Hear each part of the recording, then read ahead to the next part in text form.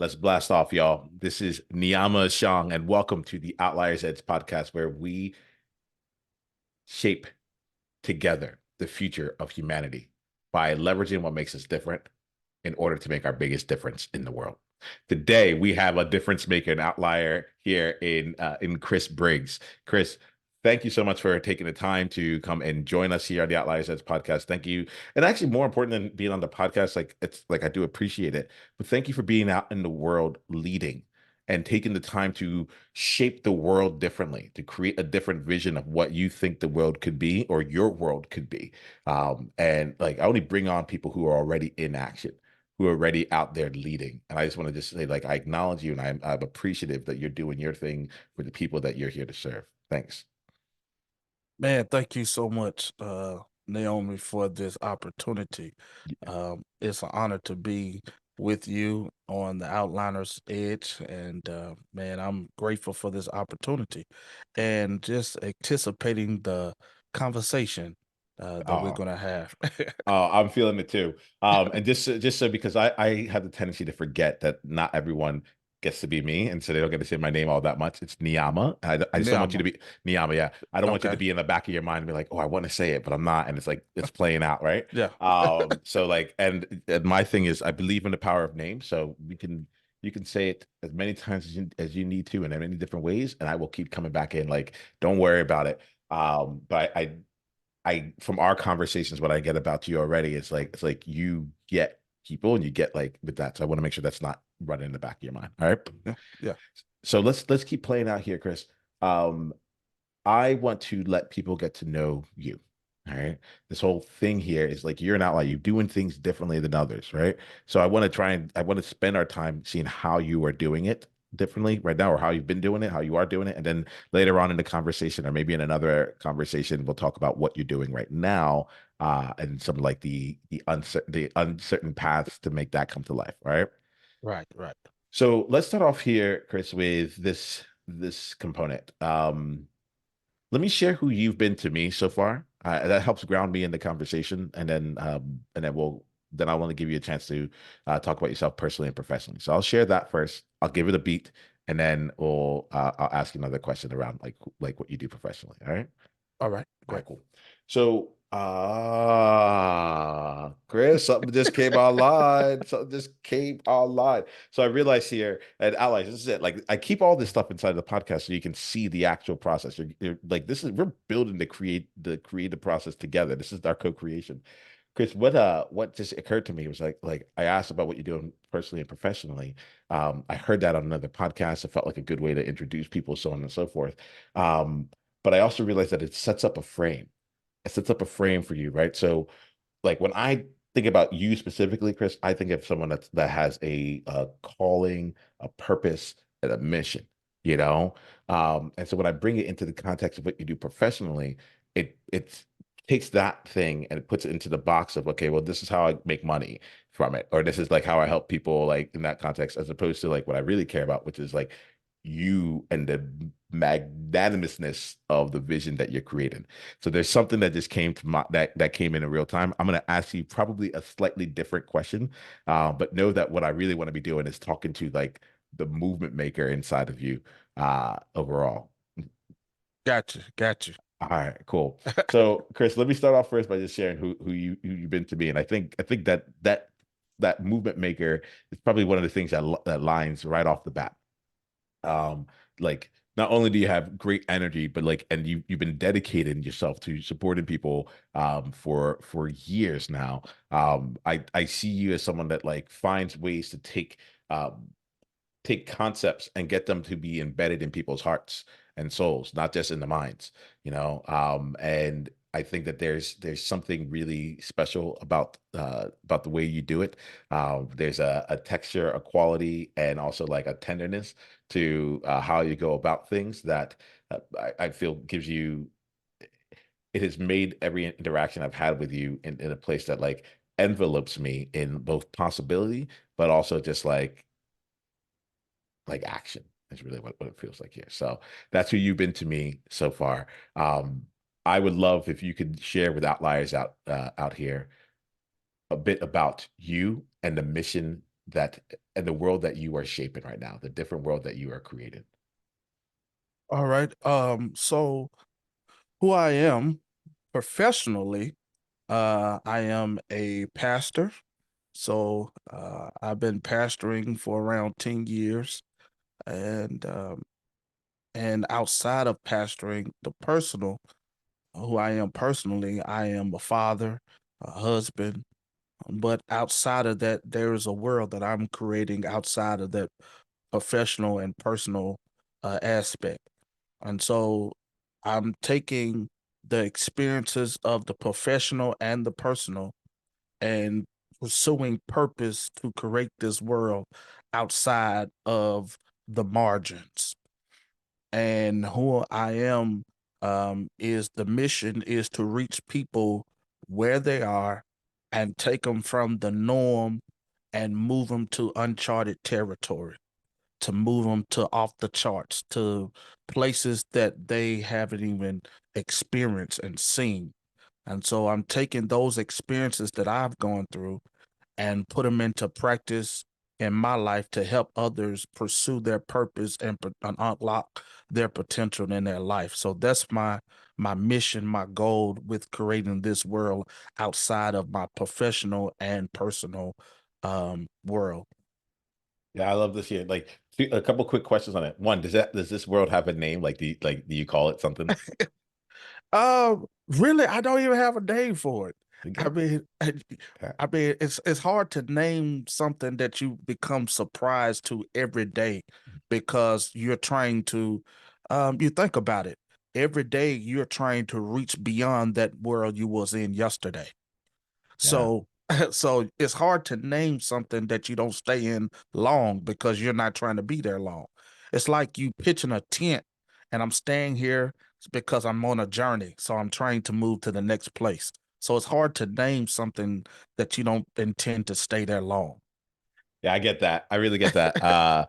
And it's funny because, like, as you're saying, it reminds me of something that I coined emergent, right? Like, I've heard about diversion, conversion. I don't even know if I really coined it, but like, I think I call it that. Like, it's what feels the most real for me, which is just like, let us be, let us be in the moment.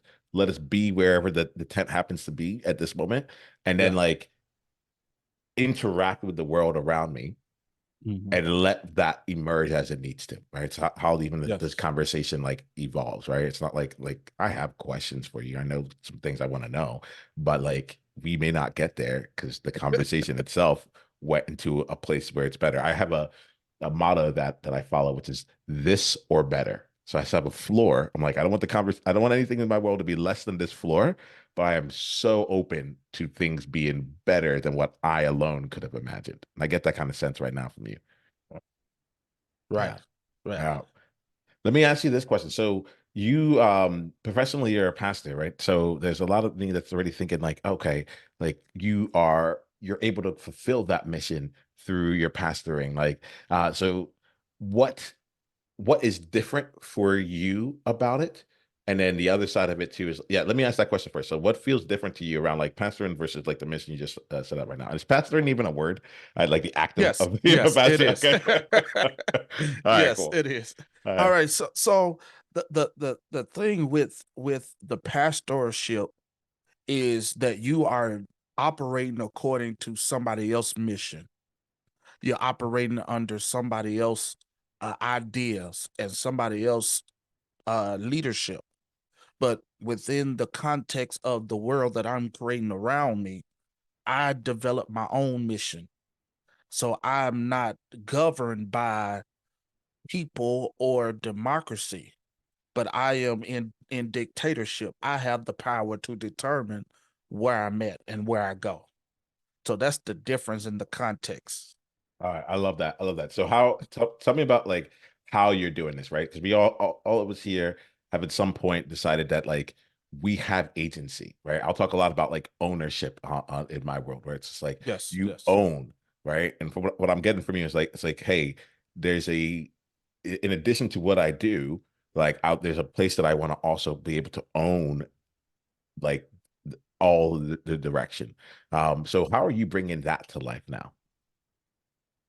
Um, so what I did was I had to take time to even go in a place of discovery. Mm. So I had to discover really my who I was and discover my true identity before, because I was wrapped up in being the pastor and being what people wanted me to be. And so what I had to do was I had to find who I was, not Pastor Chris, but Chris, who I was, and shape who I was and who I am, and shape it into developing this world, and taking a step to step outside. And let me say this also, it was a sense of fear. I was Tell me scared. more. Yeah, tell me about this fear. Scared Yeah, of what? Like if you have fear of, and you can, if it's more than one thing, feel free to list it. yeah, But just like, let's yeah, make it real. yeah. I was scared of failure. Um, Also scared of success, and that may sound very strange, but I was scared of success because I felt if success would present itself to me, would I be a good steward of the success? Would I know how to handle what is given unto me? But then also, I was afraid and fearful of the unknown, because when you're going to uncharted territory, you don't see, you're walking with the vision and the mindset of what you want it to become, but all you see is a forest. So the fear of the unknown, you know what you want to see, you know what you want to possess, but you're fearful because you're only seeing the forest and trees and debris.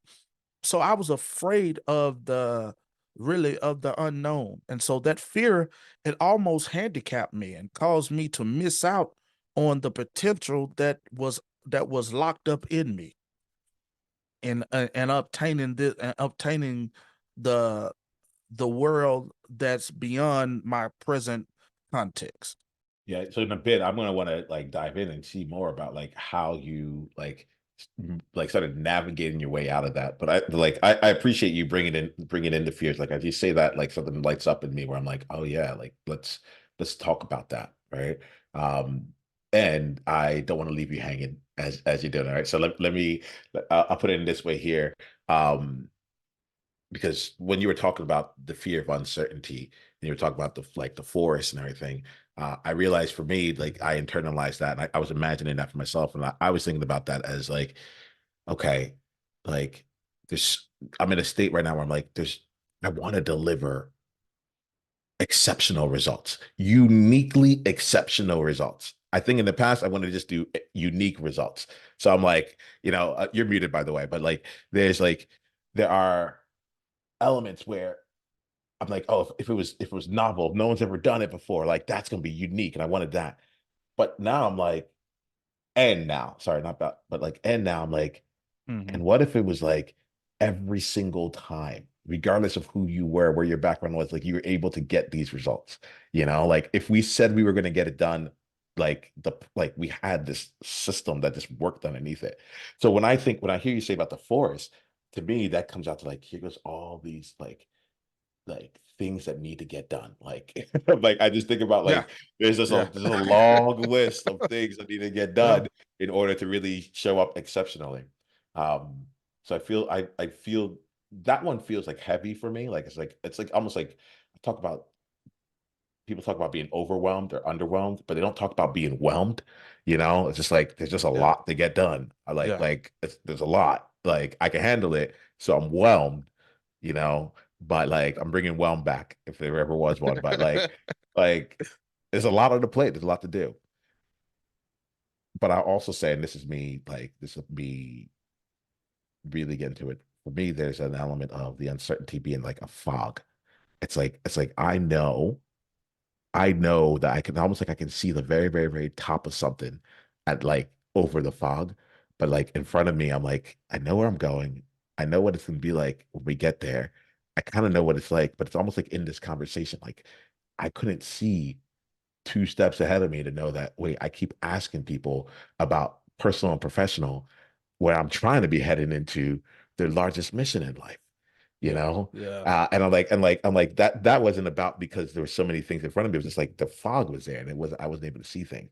So I'd be curious if anything that I said like ignites anything in you, anything that you want to respond to. And then I want to get into how you started to shape like take Oh, steps given all these fears. yeah. So with that, you saying with the fog, and I thought about this in you and your response was the fact of even with the forest, you have a bunch of trees which has potential. And but is what do you do with the potential? You is right there. That lumber is a tree now, but it can turn into lumber to build something else. But it's all based on how your vision, and your vision is connected to your mindset. So it's all based on how you think. And the fog a lot of times is based on the thinking process, or how you process it in your mind, because doubt can show up and you be like, wow, can I really do this, or is it really possible? A lot of times we talk ourselves out of things because we don't see the potential in it. So help make this real for me, Chris. Like Okay. Okay. tell me about a time where you talked yourself out of things and Okay. Oh that you yeah. felt that. Yeah. Yeah, yeah, yeah. So man, one of the opportunities I was offered, um and I talked myself out of it due to the fact of I didn't believe that I could accomplish it. It was opportunity to even go to school. And by the way, I am a licensed funeral director, so I've been in mortuary for over 18 years. So I had the opportunity to go to mortuary school, paid full scholarship, but I talked myself out of it because I was unsure, not about the opportunity. I was unsure about myself. So the opportunities present themselves in our lives, and it's not the opportunity that we're unsure about. A lot of times is to go back to that fear. We're unsure about ourselves. Yeah, so outliers, I'm gonna invite us here just like to take some time to think about it right now. Yeah. Think about something that seems like a good opportunity on the surface, seems like something that like you know you wanted to move forward on, but you feel like you're dragging your feet, you're not necessarily sure why, so on and so forth. And just ask yourself the question, like, is it about the external thing, or is it actually something inside of me? Chris, as you say this here, there's a specific person and a specific next step that I see myself not taking, like almost daily, and uh, I recognize with me that if I don't address something pretty quickly, the fear continues to grow, and then a sort of perfectionism comes in because I feel like I gotta like outdo all the time. It's like, why did it take 6 weeks to get back to me on this one Right, particular right. thing? I'm like, now that it took 6 weeks, just so you know, I did what I said I was gonna do, and I brought a parade, and I got you a helicopter, and we got this Shark Tank over here. We got like, I feel like it becomes a big thing. And as you were talking about the real core of it being my relationship to me, the real thing might be, do I believe I can deliver on it? And so I'll say I'll get to it. I'll get to it. But the real thing is like, have I taken the time to either jump in and become the person who will deliver? I really think that, like, as you say that feels very real for me. I mean, you think about it. A person will dive in a pool and don't worry because they have a lifeguard. A lot of people do not dive in the pool or whatever they're trying to go pursue. It's because they don't have a safety net. They don't have a lifeguard. And so they are afraid to go after it because what do I have to fall back on? Or you know, what do I have to secure me? And that's when that fear comes in. You're Yeah. afraid. How So Uh-huh. How did you like move, like what was your safety net? What was your lifeguard for you when you're making your moves? Honestly, I didn't have one. It was like do it now or, sink or swim. That type of idea, sink or swim, I didn't have one. It was like do it now or delay. And it go back to what you were saying. How many times do we prolong? People say, well, I'm writing it out or I'm thinking about it. How long do you have to think about something that's presented right here before you, the opportunity, and you miss it? And what they say, some opportunities only come once in a lifetime. Think about how many people are going to they have missed their opportunity because they second guess themselves. And I was like that. I second guessed myself. Like, don't nobody want to hear me, or don't nobody, and I was telling people my vision and dreams and aspirations and all these, and they were like, okay, and you're waiting. A lot of times we want people to believe what we're saying, and in actuality, we don't even believe what we're saying ourselves. Yep. Yep. Like the because I've been there, right? The components of like I talk about it sometimes from this standpoint, Chris, where it's like I have a hard time knowing, and maybe I'll be curious for how it works for you, knowing between whether I'm like a genius onto something, like wow, like because it like can everyone see this? Like this makes perfect sense to me, you know? And on the other side of it, being like afraid that I'm actually delusional. I'm like, this is so obvious. This is clearly where it is, but like, am I missing something here? Like, am I actually in reality? Is there something that I'm truly missing about all this? I'd be curious how it presents itself for you. Sometimes the same way. Yeah.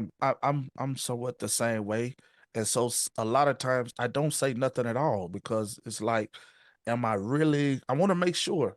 I want to make sure that I'm not going. I'm not being delusional. I want to make sure. But a lot of times when we look through the eyes of potential and look through our eye through look through the lens of greatness, we always, if you compare it to where you are now and to where you're trying to go, you are going to feel like you are delusional or you're having, because where you are now does not compare to where you're trying to go. So you're always going to have that thought, hey, am I delusional? Am I, you know, Yeah, yeah. I love that element of like where you are now is not compare to where you're trying to go. Like outliers hear that there. That actually like that fits because it's so distant, you know? Not even distant, but it's so different. I think that's really what it is. It's not that it's a distance, it's like a different thing. It's like they say it's like comparing apples to oranges. Even though they're both fruits, they're yeah, like, why yeah, would you do yeah, that? It's apples and yeah, oranges, yeah, like they're just different. And I think that there's something about what you said there that like even though it's still you and it's like the evolution of you, like the way I'm looking at it's like, but you end up being different by the end of this thing. And what you're giving me, Chris, is like a way of looking at this, like that like the end result was done by you, right? But it's almost like the person you had to become in order to get that end right, result was right, a different person. Not that you had to change everything about you, but like you matured. It's like, I'm no right. longer a kid. I'm still the same person, but I'm no longer a kid as a Yeah. different person. What are your thoughts on any of that? Um, I had to mature. I think, and I want to say this is the fact of we make it difficult because we're trying to get to a destination instead of just first starting off making a difference. So if I make the difference becoming and making a difference will lead me to the destiny I'm trying to pursue. So I had to make and understand to mature to make that decision to be different. So being different sometimes will cause you to be alone. And that's what a lot of people do not want to be alone because everybody can't go with you as you pursue your vision, your potential, and where you're trying to go. Everybody can't go with you. Sometimes you just have to go along. Um, you know, everybody cannot, because everybody doesn't understand. And when the more people you take with you on a journey, think about it, the more frustrating it becomes, because everybody will not understand. You think about it, you're the leader. You got people following you. And I deal with this every week as a pastor. Yeah, I'm like, as you're saying this, I'm like, yeah. So I am deeply curious about how this because you live it, right? Yes. So Yeah. tell me more. And people are bought in, right? They a lot of people come in, like they know they're bought in to what's going on overall, but you're Mhm. still trying to lead them. So tell us more. Well, I mean, John Maxwell says it like this, that vision doesn't unify, it separates. Ooh, okay, tell me more. I haven't heard it from that perspective. So what is your interpretation of that? Okay, so the fact of it is everybody is not going to agree with vision, because vision is connected to change. So everybody is not going to change, and they do not want better. So I understand that as a leader, and that's why I have to cultivate my own world and become my own leader, because I'm not going to go against myself. So I had to, as a pastor, from my perspective of my occupation, I had to realize, when you're leading people, they do not want change, and they will not unify, they will separate because of change. So I had to cultivate my own world and say, hey, I am going to be the leader of myself. And as I lead myself, self wants change, self want better. So I'm not going to go against myself, you know. And even as a husband, sometimes my wife, I can, show her something, or, we'll look at something and she'll go against it, and she's supposed to be the love of my life. I love her. But then there's sometimes that she can't even go with me. I have to cultivate in my own space, in my own world, to reach my potential. And a lot of times people won't believe in what you say until they see it. There's a couple of different things in that there that play out. Um, One of them is taking me back to the entire year of 2023, I think was the most alone that I had been. And interestingly enough, my number one fear is being alone. And as time has gone on, I think it's taken different shapes, and now I'm at the place of like, am I willing to go alone in my mission? Am I willing to go alone in creating things the way that I want to create it, that, or like inviting people to experience the world that I am creating as I see, not the world that they think should be because they are ready for whatever they are, or it keeps them comfortable, and so on and so forth. So um, as we're talking about being alone, I spent a lot of time thinking about it and experiencing, various levels of it. You said something earlier about like not everyone, like everybody can't go with you to the next place. I thought that was, I don't think I've ever heard of it like everybody can't, right? And I think that you then said something about you have like you to go alone, but there was something for me in that like it would be really like presumptuous of me to think that I can ever get 100% of anyone to come into anything. And there was something about like when you said everybody can't, I'm like, well, yeah, like that makes sense. Like I can't get 100% of people to come in, like, so, but some people can, you know.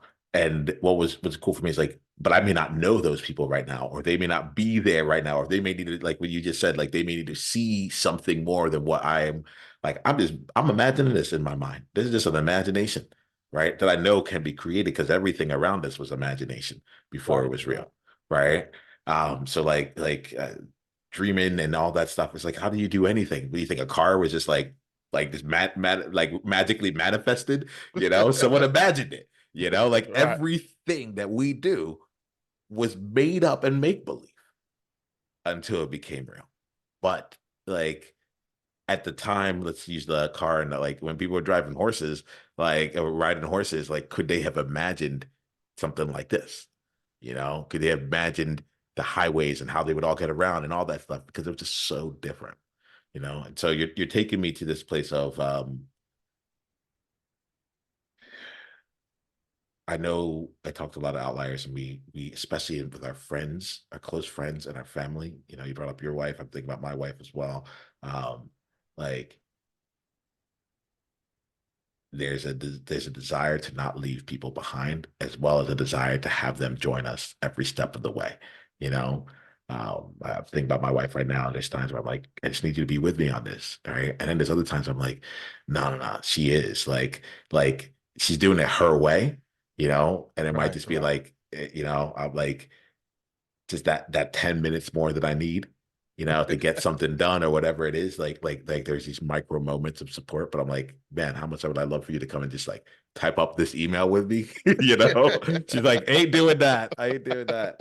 Um, so let's I want to get your thoughts on this, and then we're gonna start wrapping up this part of the conversation. Or like and so if there's anything else you want to say related to this topic, let's go ahead and build off that. If not, like the question I have for you is like, as we leave here and people are stepping into their own world here, right? What for other world creators, what is the like advice? What's that called an outside? What's the takeaway that you would have for someone else that's stepping into creating their own world right now? Man, I would say this, and what comes to mind and through experience is don't expect from others what you are expecting out of yourself.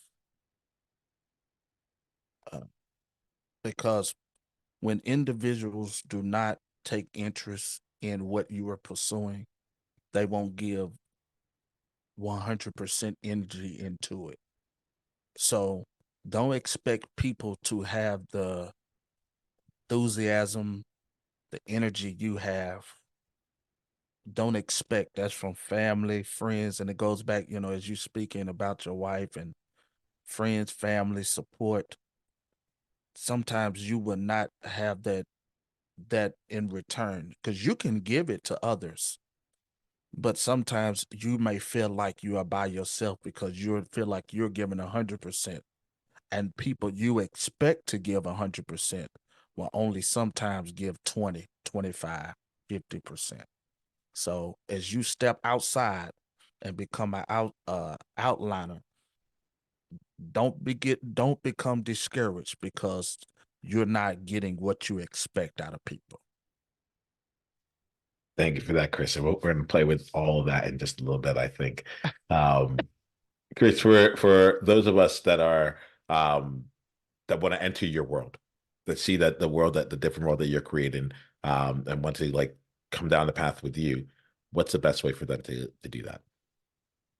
Man, I have a podcast called Growth Gems Podcast that I'm the host of, and you can subscribe to our podcast and um, Facebook, Chris Briggs on Facebook, Twitter.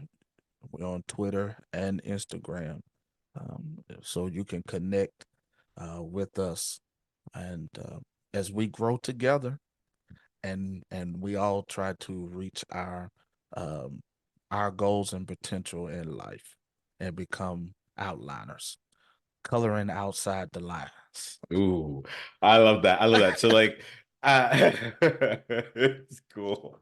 I love like this, like you created a whole different world right now with outliners. Cause I'll talk to outliers when you brought in outliners, and I was like, how's that gonna work? You're like coloring outside the lines. I'm like, man, he does it again. So I appreciate this, Chris. Let's do this here. Where I'd like to end things off is with a question I call the time capsule question. Right. So this is a question that's looking to the future, right? But it's met with you in the present. So my question is this.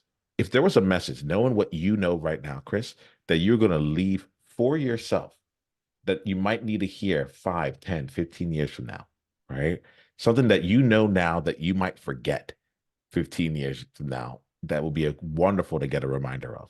What's the message that you would want to remind yourself of that you leave for yourself? Uh, That's a good question, man. Oh wow. Wow, that is a great question. I don't think I could give a question. That's like a paragraph Yeah, of course. that you would have to give yourself. But if I could leave myself this one thing, I would say don't I would say don't allow procrastination to allow you to become discouraged with the process because you thinking it's taken, because we want it overnight. Don't allow procrastination to set in because it's a process. You become lazy and you don't think, it's happening fast enough. Don't allow procrastination to allow you to become discouraged with the process. You know. Yeah, Chris, thank you. Thank you for leaving that message for yourself here. I'll see to it that it reaches you in a number of years. Um, but I appreciate it. I really love our conversation because it speaks to the various challenges with creating this world, right? With creating a world. It's not all the challenges, but especially the ones around like having to go it alone, being able to being in a place where you're like, hey, like, will anyone else get it? And all this, like we've talked about some things that, interestingly enough, I wish, I've been doing this thing in multiple variations for years, going on a decade now, I think. Um, I wish that the things that we were talking about were fully behind me. And yet it feels like every time I go up for another level, every time I make like that next move, right? Once I get people on board and I walk into the loneliness and I walk through the forest and we create the path and all that stuff, and people get there and it's time for that next level jump again, I run into all these same things. And so I appreciate you bringing this to the forefront and us having this conversation. I look forward to outliers and outliners going out and spending time with you in your space here. uh Chris, it's been a pleasure, and I look forward to everything that comes next. Thank you so much. It's been a great honor and a pleasure to be with you all as a co-creator. Thank you.